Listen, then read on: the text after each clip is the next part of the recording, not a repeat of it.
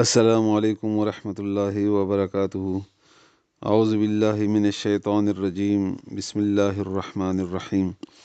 رب اشرح لي صدري ويسر لي أمري واحلل عقدة من لساني يفقه قولي.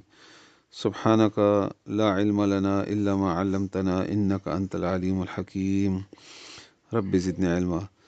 انشاءالله نن به سوره یونس آیت نمبر 2 او 3 وایو. 82 83 یعنی 82 او 83. الله تعالی دې وینا حق ادا کولو توفیق راکړي او الله تعالی دې موږ تاسو ټول په قران کریم باندې پوهه کړي. امين. د موسی علی السلام واقعه روانه ده. رسولي آیتونو کې د موسی علی السلام او د جادوګرانو خبره وا چې کله دوی مخامخ شول نو موسی علی السلام جادوګرانو ته وویلې چې پیش کوي کوم جادو چې تاسو پیش کوئ. نو هغوی چې کله خپل همساګانې او رسیانې په میدان کې وغورځولې نو هغه نه ماران جوړ شول، یا په سترګو باندې لیدن کې او یا واقعي جوړ شول. نو موسی علیه السلام ورته وفرمایل چې دا خو تاسو جادو کوئ او جادوګر خو جادو چرې هم کامیابیږي نه، الله تعالی به باطل کی او الله تعالی د فساد عمل اصلاح نه کوي کله هم. او بیا ورپسې موسی علیه السلام اوس فرمایي ويحق الله او ثابتي الله تعالی الحق حق لرا، یعنی حق چې کله هم حق و باطل جګړه وي نو الله تعالی حق ته کامیابی ورکوي. ثابتي یعنی کی الله تعالی حق یعنی حق الله تعالی حق کی ثابت کی کا غالبی کی قائمی کی بکلماته په خپل حکم سره. الله تعالی حق ته فتح ورکوي، بری ورکوي په خپل حکم سره. ولو کرہ المجرمون، اگر که دا خبره بد غني بد لګي په مجرمانو باندې. کرہ هغه کارته ویل کیږي چې ناخوښوي، یعنی په مجرمانو دا خبره بد لګي چې حق دی ولې ثابت شي، خو الله تعالی به حق ثابتوي. دلته دا ذهن کې کینوي چې حق اول نه ثابتېږي چې یو سړی په حق دی او بس رابشي او زه حق یم نو بس دی به غالب شي، نه، د باندې به ازمایښونه راځي. دا ډیره ضروری خبره ده او تاسو د نوجوانانو هم دا خبره یاد ساتئ چې کله تاسو په حق یې د حق کار کوئ، حق خبره کوئ، حق دعوت ورکوئ، ازمایش به خامخا راځي. ځکه چې الله تعالی فرمایي ولنبلونکم بشیء من الخوف والجوع ونقص من الاموال والانفس والثمرات وبشر الصابرین الذین اذا اصابتهم مصیبه قالوا انا لله وانا الیه راجعون. چې ولنبلونکم خامخا به راځي په تاسو باندې ازمایش، د لوږې او د مشکلاتو او د توان او د ځانونو او د مالونو وغیره، دا ټول به راځي، خو زیر هغه چاته ورکه چې هغه صبر کړی.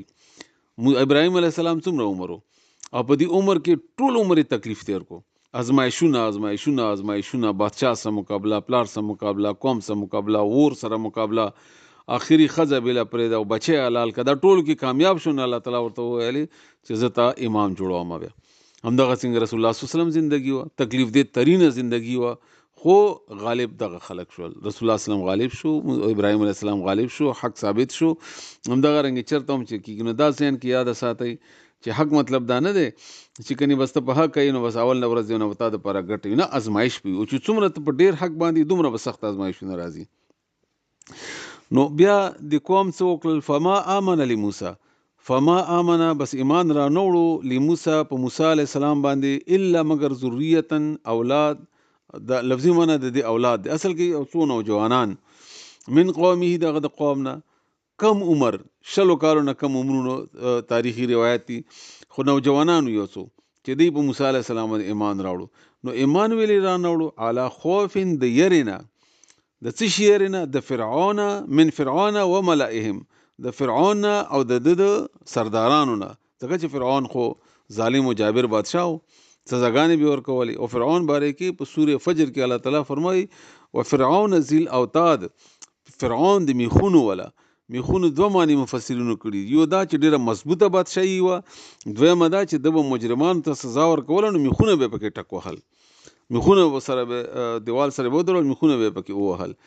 نو دا ډیر شدید ترین ظالم ترین سړی او نو هغه د یاري نه نور خلکو ایمان نه وړو، خو یو څو نوجوانان راوړو. دلته یو بل خبره هم د مکی خلکو سره میچ کوي الله تعالی دې لپاره چې د مکی خلک د دینه عبرت واخلي او مسلمانان مطمئن شي. د رسول الله صلی الله علیه وسلم هم ابتدایي ملګری نوجوانانو، علي رضی نوجوانو، بلال نوجوانو، یاسر عمار نوجوانو، عبد الله بن مسعود نوجوانو، دا ټول یې بالکل نوجوانانو. کموم رو او معاشره کې هم داسې ډېر تکړه خلک نو لکه سرداران مالداران نو خو رسول الله صلی الله علیه وسلم ملګرتیا وکړه او داسې ملګرتیا وکړله چې هر قسم مسایل او مشکلات او مصایب سره مخامخ او مضبوط ایمان باندې پاتې شول. نو د خلکو تعالی وایي چې تاسو خفه کیږئ ګبراویږئ مه. موسی علیه السلام هم داسې خو ما ملګرتیا او فتح موسی علیه السلام ته ورکړه دقه رنګې به تاسو ته فتح در کومه او هغه فرعون وغیره ما هلاک کړل دا ابو جهل وغیره دا به هم دقه رنګې هلاکیږي چنانکې همدغسې وشول ورسره ان یفتنهم چې په ازمایش کې به واچوي دوی و ان فرعون یقینا فرعون چې کوم لعال دا سرکش او ځان اعلی ګڼو او د ربوبیت دعوی کوله چې انا ربکم الاعلی فی الارض بزمکه کې و انه بشک اغا لمن المسرفین اغا د حد نه تیریدونکو نه یعنی زیاتی کوونکو نه دا فرعون. الله دې موږ تاسو په دې پوي کې الله دې داس ظالمانو نه موږ بچ کی. ويحق الله الحق او ثابت کړو الله تعالی هغه حق ثابتوي الله تعالی حق بکلماتی په خپل کلمو سره یعنی کامیابی الله تعالی.